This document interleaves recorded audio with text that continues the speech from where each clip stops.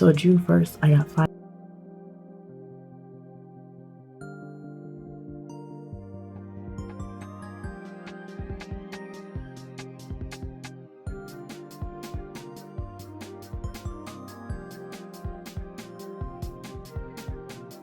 Okay, hey Pookie, hi, welcome to my channel. I am Ashley Days, a girl obsessed with anime, K-pop, K-dramas, a lot of things.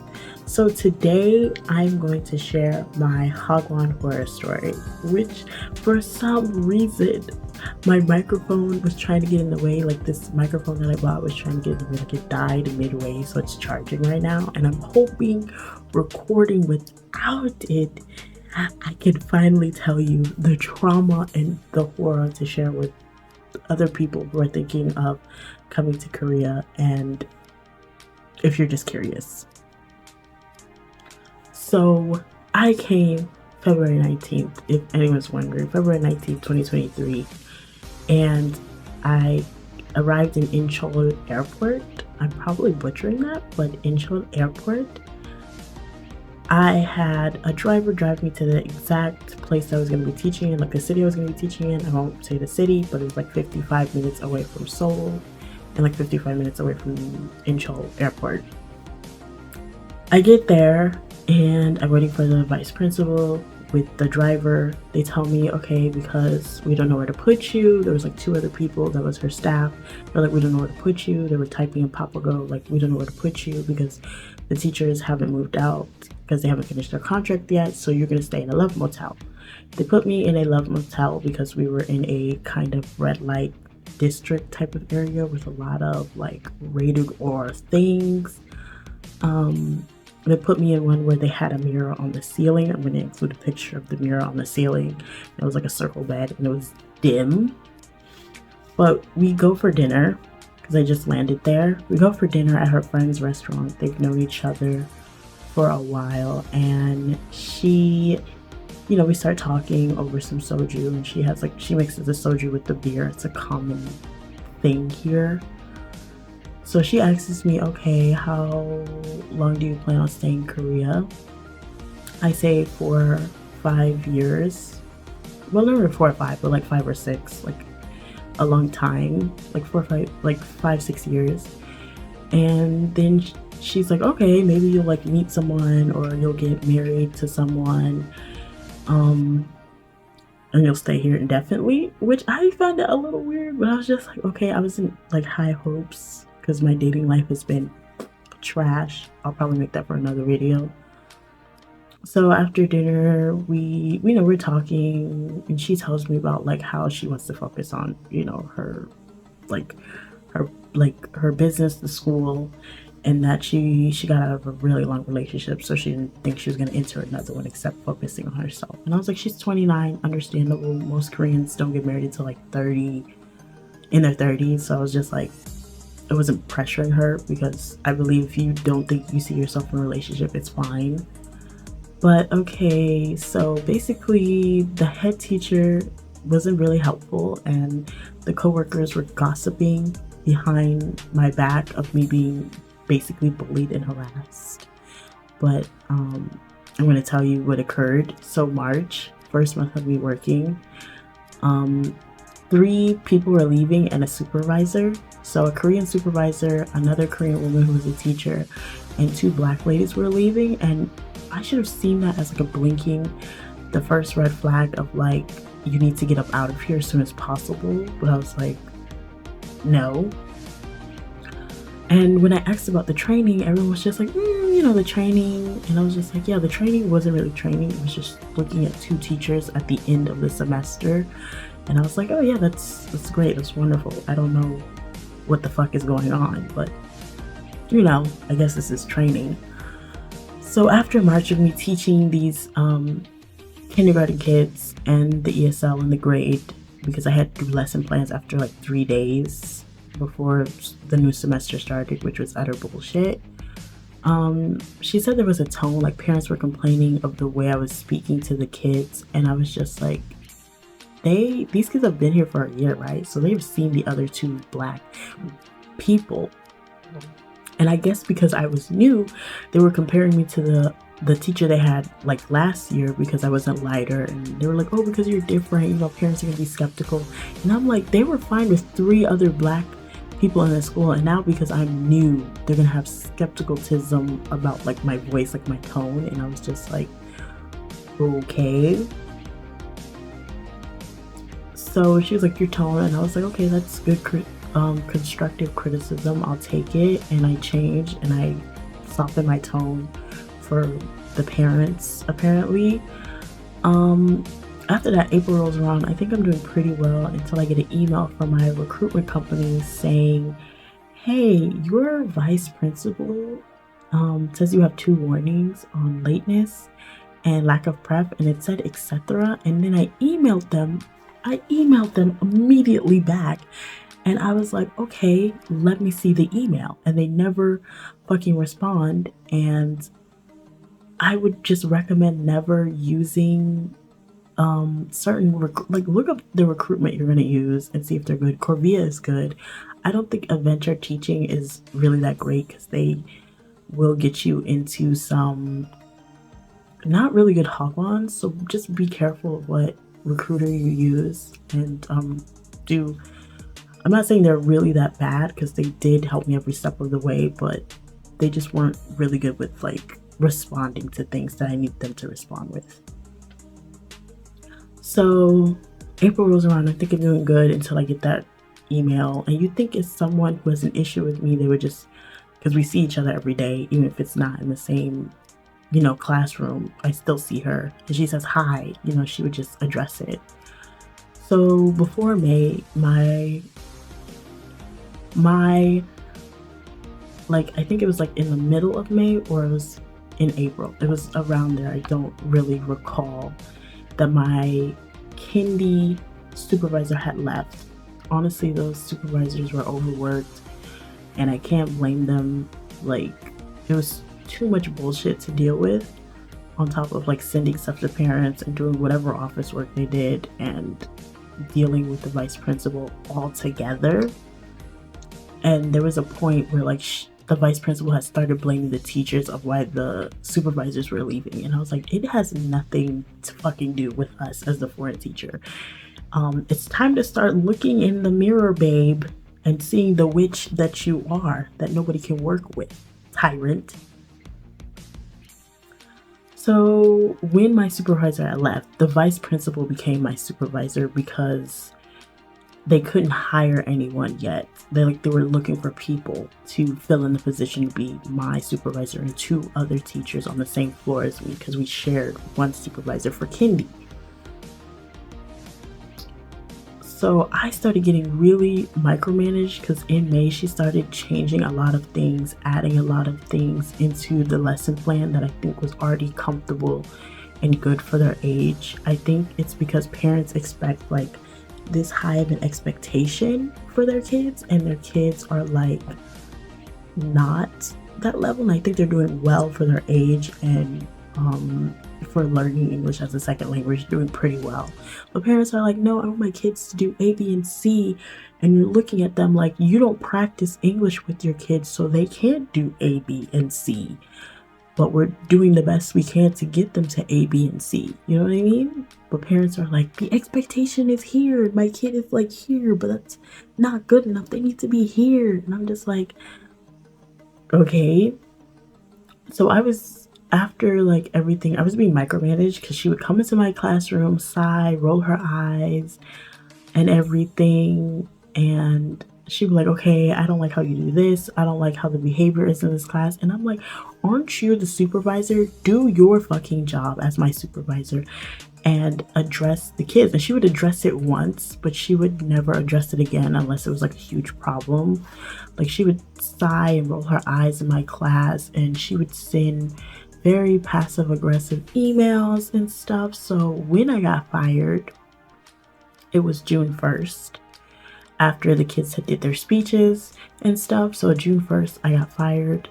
And she was like, oh, how are you going to copy another teacher's? And I'm like, that's what teachers do. They copy a lot of stuff or reference a lot of stuff. So I don't see how that's such a big issue, because you never like helped. And she's like, oh, you can come to people. I'm like, you're not really a warm, inviting person to come to. You always look stressed. You always look angry. You don't create a warm environment to come to you anyway. You really don't. So she was like yelling at me. She's like, what do I pay you for? She's like, you don't do anything. You don't try to improve. She's like, me and the head teacher have had conversations about you. And in my mind, I'm like, you've had conversations about me. So you adding me to everybody else instead of coming to me when you have said problem with. Oh, wow. So I was like, this is how Korean people, Korean directors of Hagwons are. Instead of like, most of them are, instead of like coming to me, the person you have said issue with, you gonna go to the head teacher. That's your gossip girl. That's your go-to girl to gossip about me. And the fact that the other teachers who are close to the vice principal knew about this, and they were like talking behind my back, or when I would enter a room, they would scatter like roaches, or when I would like sit down, they would just carry on. Like sometimes they wouldn't even address me. I was just like, oh wow, this is giving high school fucking drama queen mean girl vibes. It's insane. Like, she's the queen bee, she's the mean girl, she's Regina George, and the other foreign teachers are her little backup bees. It was crazy. So we had a meeting like June 21st. She came to my classroom after kindy and literally sat down. It was like, I had explained like Monday, Wednesday, Friday we see kindy, ESL, and grade, but Tuesday, Thursday was our planning period every week. So she had came in a Tuesday and she had sat down and she was like with the head teacher, and she was just like yelling at me. It wasn't a meeting, it was more like her just yelling at me the entire time. And she's like, oh well, say something. And I was just like, what do you want me to say? Because she reminded me someone very, very toxic in my life that I had cut out. So I was just like, yeah, I don't, even if I said something, even if I, like, when I tried to defend myself, she would just yell at me some more. And even though my male coworker who left in July or in June, he left in June or July, don't really remember. I want to say July. He was just like, oh, he was like, these Hagwon directors will tell you that you're the idiot, that you're the bad person, that you're not a good teacher, and they don't themselves, some of them don't even teach a day in their life, and this is just a business, and they try to degrade you and disrespect you. You have to defend yourself. And I'm not used to defending myself. Like, I'm not used to heavy confrontation, especially in a country that I don't know anything and don't know anybody. So I was trying to be very docile, very patient, very understanding. And you know what? Throw that shit out the bag. If they start disrespecting you, you need to start literally standing up for yourself. And I'm going to definitely do that if I do leave and go to another school in Korea. You definitely need to like start standing up for yourself, because these people will tell you you are bad, and the kids don't even see you as a bad teacher. They love you and they care for you so much, where it don't even make no sense. Like when we had conferences, and after my conferences with my kindy, she's like, oh, parents were complaining. She's like, I should have let them complain and yell at you. And I was just like, they weren't even yelling, because I was outside the conference room. They were like keying, and it sounded like they were just having an interesting conversation, even though it was totally in Korean. I was like, there was no yelling, unless yelling is very calm talking to y'all, I guess so. And I was like, even if they did yell at me, they can't speak English. So it would just be a bunch of 11 grown women older than me yelling at me, and me just looking at them like, I can't understand anything unless you're going to translate for me what is going on. It wouldn't have mattered. And 9 times out of 10, if they say the parents are complaining, they're really not complaining, because if the parents really were complaining, they would have literally pulled their kid out. If they were complaining so much, they would have literally just said, I'm taking my kid and we're going somewhere else. So I just like, she was like, oh, you don't care, you act like you don't care. And I was just like, if I really didn't care, I could just put on a movie and call it a day. She was really stepping on my neck, sending passive aggressive emails every day to me, like mostly every day. And then when we had that meeting, she was like, I want you, like, she was telling the head teacher, she's like, oh, since I have to like teach you how to be a teacher. I was just like, isn't it more like guiding me how to, whatever standard or expectation you have for a teacher to get me there? And she was like, oh, then you need to pay us. You need to pay the school. And she's like, I need to take June and July paycheck. And you have to write a promise letter if you don't meet these conditions that I list out, that you're not going to get your letter of release. And a letter of release is a document from the school saying, hey, we're releasing this person to go look for work elsewhere. And she had said in an email, not an email, in Cacao, that she would give me a significant amount of time if I stayed until July 21st before summer vacation to find someplace else to work while she hires someone else. So I thought my letter of release was already secure. Come to find out, it was not. She was literally blackmailing me or threatening me with this letter. Like anytime the kids didn't do good at show and tell, or anytime the kids behavior was bad, she was like, oh, you must not want this letter. Oh, you must not want this letter. Oh, you must not want this letter. And I was just like super stressed. I wasn't eating. I wasn't like showering. Things were just getting really bad. Like I was trying, like I would wait until the weekend to like eat or to relax, but I was still stressed. I wasn't sleeping. Like I would sleep maybe 2, 3, 4 hours a night sometimes, because I hated teaching Kindy when she was in my class, because I couldn't relax and I couldn't feel like it was my classroom. It felt like it was hers. And no matter how much she said, oh, you're the teacher. No, you're the teacher. I'm your fucking assistant at this point. Because on field trips, she would treat me like a pack mule. She would make me carry all the bags with the kids' water bottles, or make me do this or make me do that. And she would never address me by my name. She would call me you. And it was so fucking disrespectful when you know my name.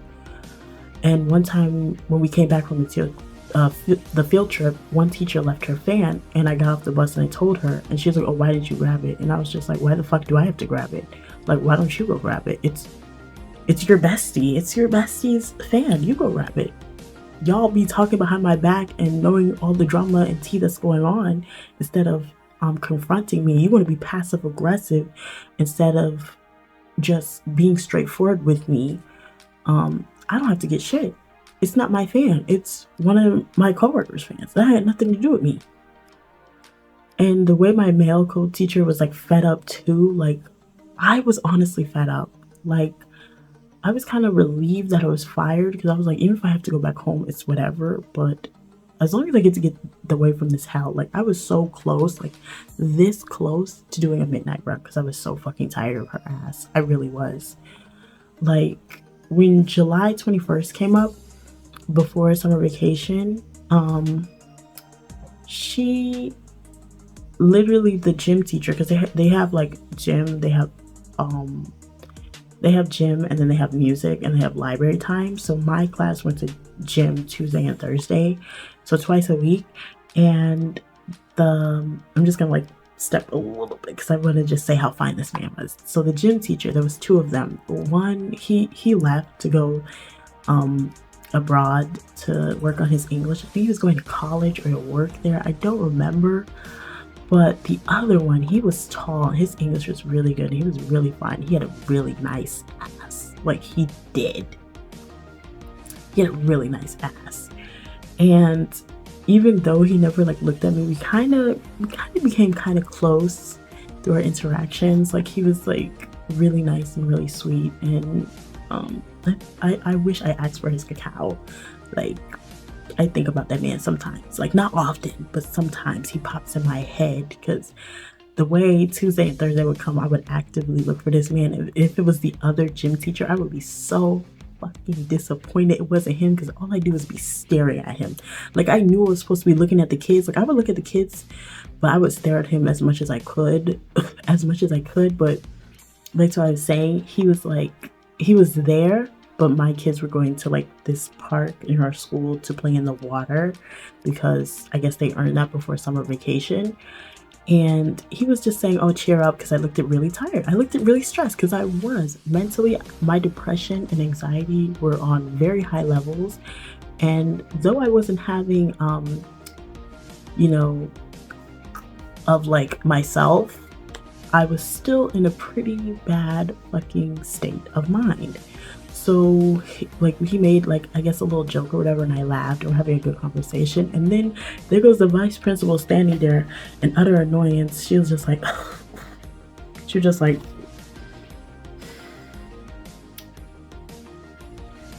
and then I had brought a book with me to lunch because I was gonna read it. So she was like, oh, hurry up, and she was making me carry the bag with the water guns and stuff. So I was walking downstairs right next to her, and she was like, oh, you're gonna bring a book? She's like, oh, what you gonna do, read instead of looking at the kids? And I was like, no, I was gonna put my book on the bench. And she was like, oh, we'll put the book back. She's like, you're gonna make us late. And I had to rush upstairs, put the book back, and grab another student's shoes. And she's like, Ashley, hurry up. And I was just like, oh my God, I just want this day to be over. So after the day, I had to, like, I was in wet clothes because she didn't even tell me, hey, bring another set of clothes because you're going to get wet. I didn't think I was going to get wet. I did not think I was going to get wet.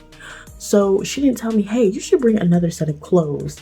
And even if I did get wet, she wouldn't have given me time to change said clothes. So I had to be in wet clothes to teach ESL and to teach my grade class, which was fucked up not to tell me, hey, you should bring a change of clothes because you're definitely going to get wet because these kids are going to spray you with the water bottle. And she was saying some weird stuff to these kids. She's like, oh, I'm not wearing a bra. And I was just like, these are 7-year-old kids. Baby language. This is weird to say to kids. Like, weird. Or whatever. It was like a really weird thing to say to some kids that were playing with water, but you know, I just let it go. So after like we were getting close, like it was almost 7:20 because it was a Friday, I believe, on July 21st, and my grade was in there. They're playing Hagwon because we finished all their little work for the day. She was like, hey, can you meet me in that classroom across your class? And I was like, cool beans. I meet her over there. She's like, okay, this is your pay stub. She had changed my pay. I didn't say. She had changed my pay in June. So I made 2.6 million won because I guess of whatever. She thought I wasn't professional enough or my experience.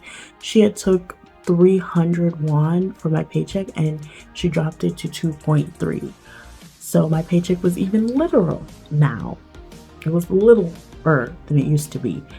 And when I tried to ask her, I had asked the person who was in charge of like making our pay stubs, and she was like, oh, you have to ask her, you have to ask the vice principal why she changed your pay. And I was already so frightened of this lady and intimidated. I was like, I don't even care, because if you don't sign it, nobody gets paid, because everybody has to say everybody has to sign their pay stub for everyone to get paid on time, because if you don't sign it, it causes an issue with everybody else's pay stub or getting paid that day, apparently. So there was a lot of red, you know, from property, state insurance, tax insurance, water, the lights, because they took out our utilities, which I don't mind because I'm just used to, if you take it out now, I know how much I have remaining. So at the bottom, because in my contract, it said that if you get fired, you have to pay a recruitment fee, and it's 2 million won and some change. And she was like, oh, you have to pay that. So she wanted me to pay after taking my whole July paycheck. So I don't even get to get paid for July at all. That she wanted me to pay 780 something won. And I was like, if I pay it, because the agreement was if I pay it, she would give me my letter release. So I come on a Saturday after that day with only I think it was like 300 won in my wallet. And it was 2 other people. She wasn't there, so I thought she was going to be there. It was 2 other people that work for her there that don't speak English at all. Like one of them speaks English kind of, and the other one just not at all. So I get there, and I'm like, okay, because I had already been hired with another school, and they asked me prior to ask her for my release. It didn't have to be stamped, it just had to be signed. And she has a copy, I have a copy. So on my last day of work, I have it officially stamped and I could just leave. She was like, no, that's not a part of our deal. You know, you have to do this and then I'll give you the letter. So the day where I bring the money, I don't have the whole thing because I told her July 21st that my bank only allows me to take out 300 won and that I can't exceed that amount until a year after I've worked here to take out more. And she's like, I don't care, you just have to figure it out. So I come Saturday with only 300 won in my wallet, and they're like, okay, where's the money? And I was just like, where's the letter first? Because I'm like texting the school I got hired, the other school I got hired to. And they're like, okay, ask them where's the letter so you can see the letter. And the person, I guess the secretary or the assistant, was like, oh, after the vice principal comes back from summer vacation, she'll write it. And I was just like, that sounds like utter fucking bullshit. What do you tell me I have to wait? Like, I already got hired by this other school. You're telling me I have to wait for her to come back from vacate when she could have signed that? Like, it doesn't take that long to type it and sign it and hand it to somebody. It only takes maybe like 6 minutes at most, maybe 5 if you're a fast typer, or even 3, to do all that and hand it to somebody. And you're telling me I have to wait? Like, I'm going to be homeless on she wanted me to move out on the 24th. So I'm going to be homeless. And you're saying, oh, after the break, she'll give you the letter. What the fuck? Lady, no. So I didn't give them a dime, and my new school had helped me fought and got released from that school.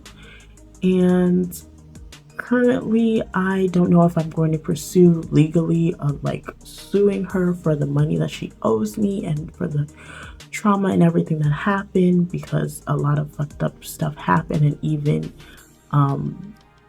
you know, when I went to the law, they were like, yeah, this is kind of fucked up and everything in there is fucked up. But I will keep you updated if I do pursue legally and everything. So that's the whole thing. I hope I didn't leave anything out. I don't think I did. So for all my Florida people, like my sister, my friends in Florida, I miss you guys. Love you. See you in December, hopefully.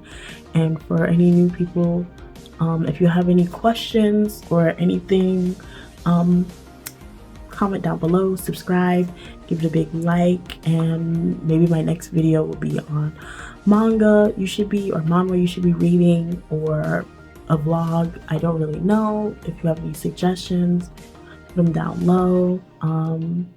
So buy pookies, buy my fruit roll-ups, buy my fruit salads. This is Ashley Dave. Bye. But can you look at the makeup? Look at the makeup though.